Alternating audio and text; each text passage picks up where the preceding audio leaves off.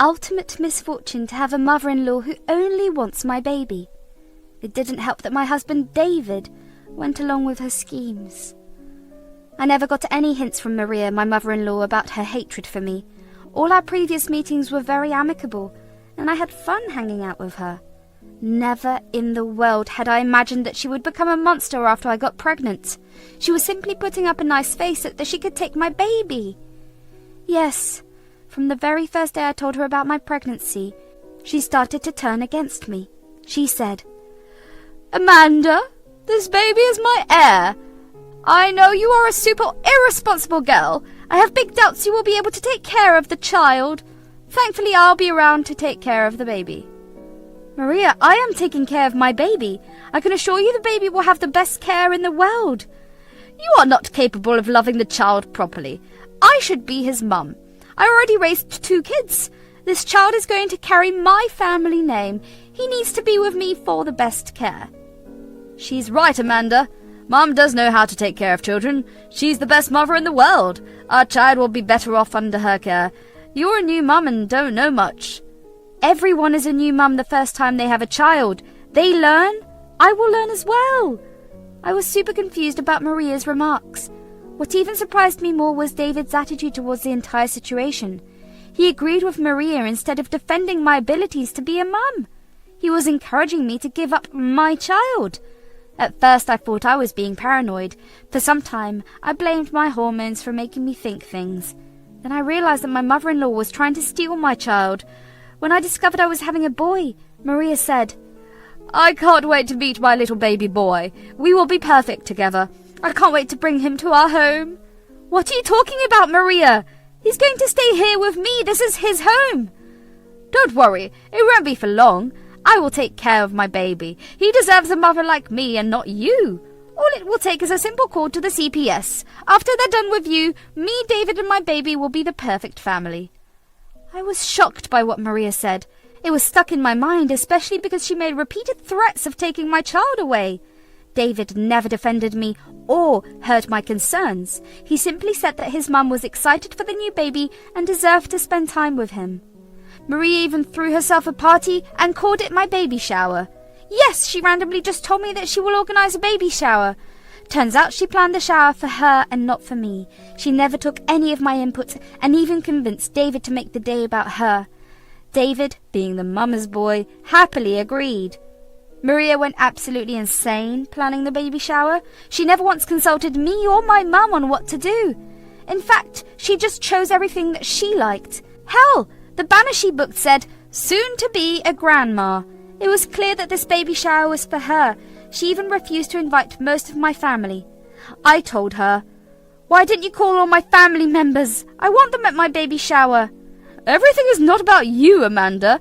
I arranged this party and I will decide who attends. My baby will only be surrounded by the people I want." "Well, I want my baby to be around the people I want." "You won't have him for long, Amanda. You need to stop being so attached to the child." Maria was getting on my nerves. I knew talking or arguing with her would get me nowhere, so I decided to have a chat with David.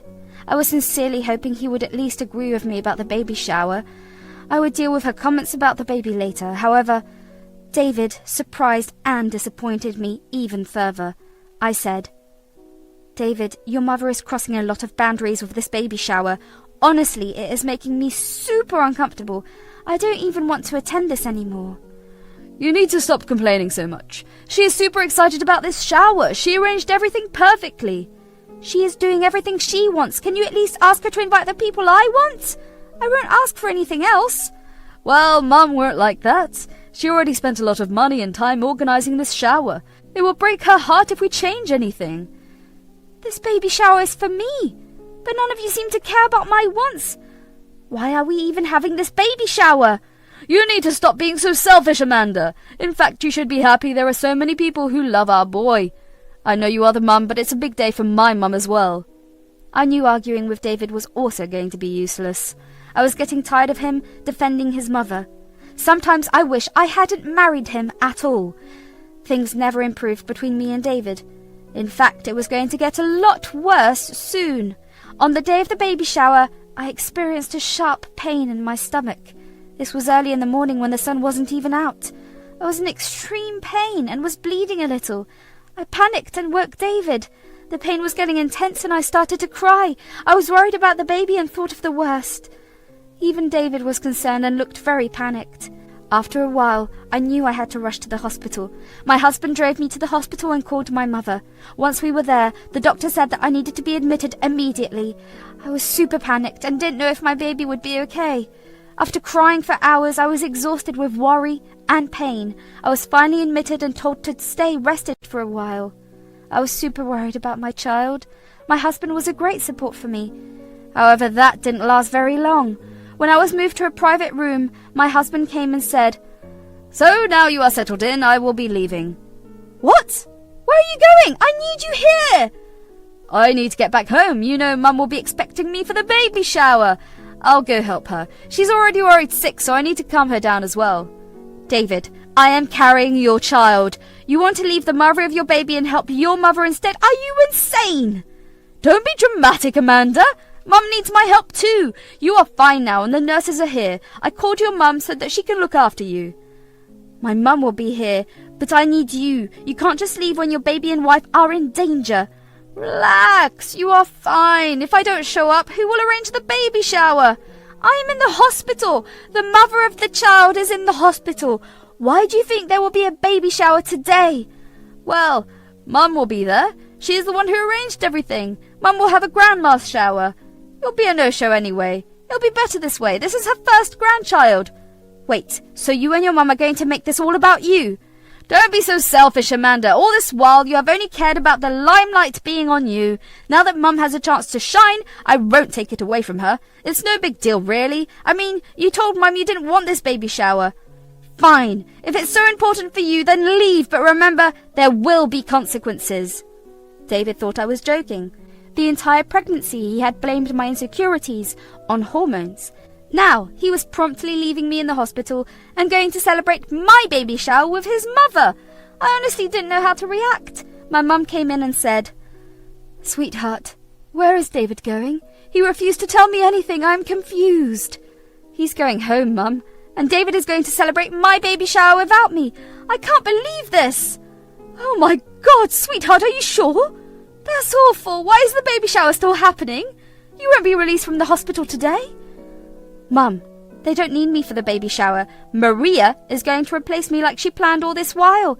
David will never see how toxic she is." "Amanda, I've had enough of this nonsense. You need to finally step up for yourself." "You're right, Mum. Don't worry, I have the perfect plan in mind. This time I'm going to have my way. I just need your help." "I'll do anything to help you, dear." I had already decided what I wanted to do. All these years I was conditioned to give in to their whims. It came naturally to me.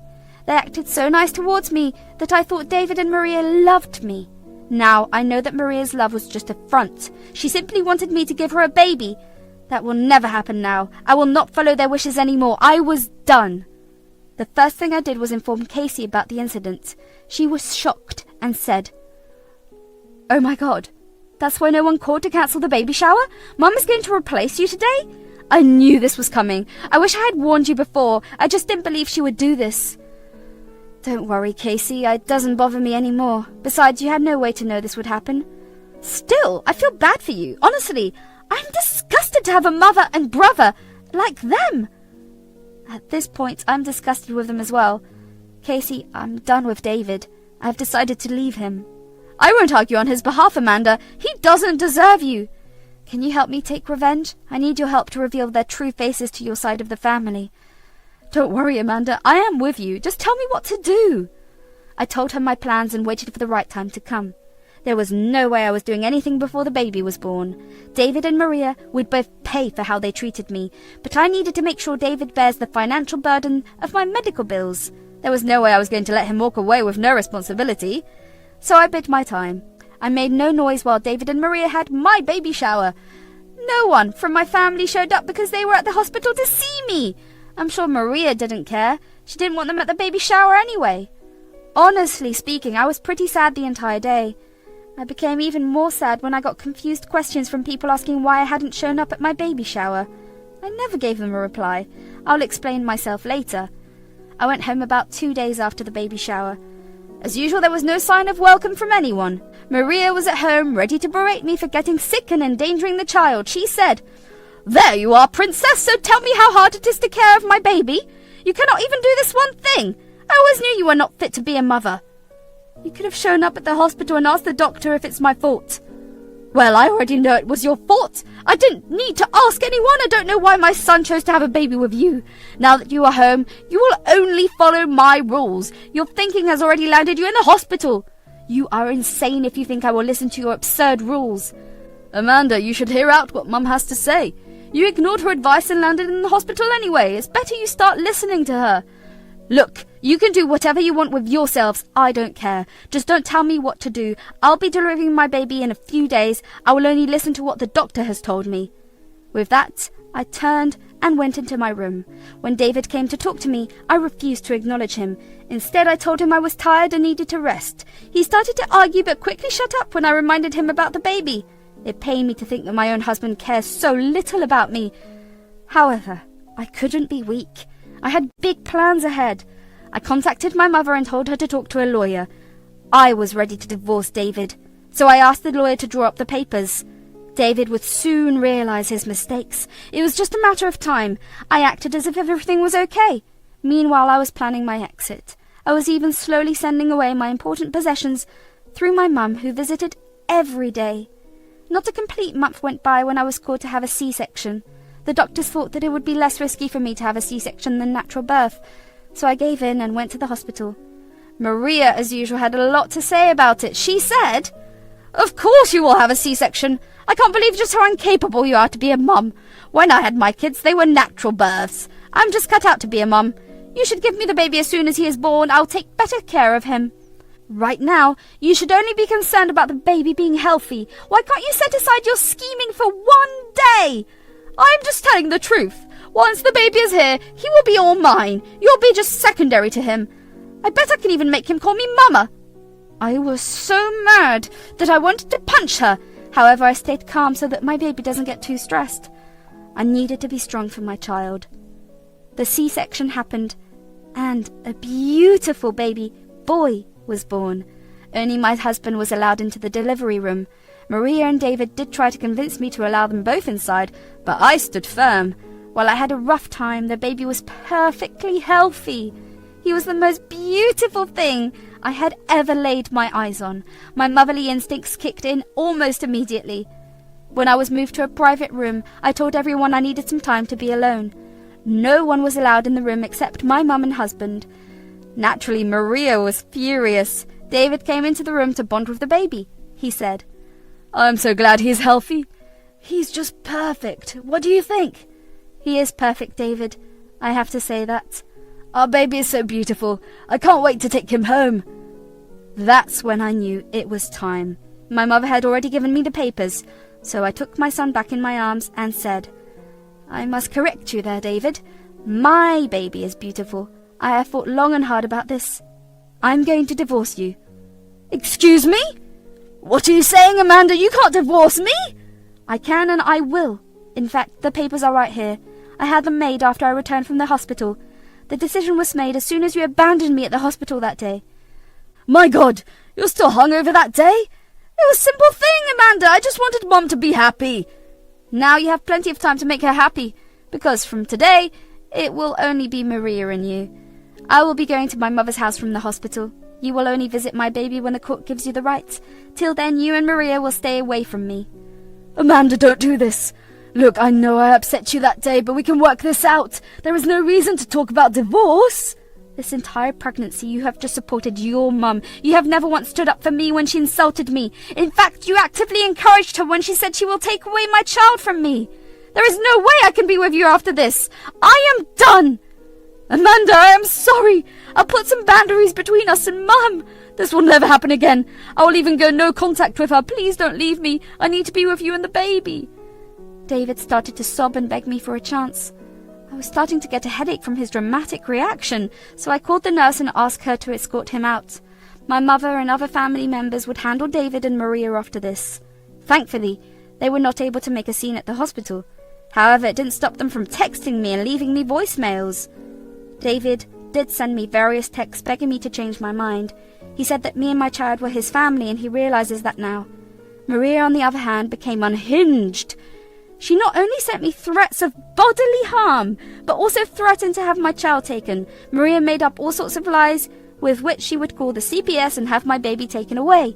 I saved all those screenshots and sent them to my lawyer. Then I called Casey and asked her to come and see me. I allowed her to spend time with the baby. She was the only positive influence from David's immediate family. I also told her that it was time to let the extended family know about Maria and David. I didn't want them to get the wrong story from Maria. Casey immediately called them and told them about what happened. Naturally, everyone was against Maria and David's actions. A few of them also called me to apologize for their behavior and offer their best wishes. After getting discharged from the hospital, I went home with my mum.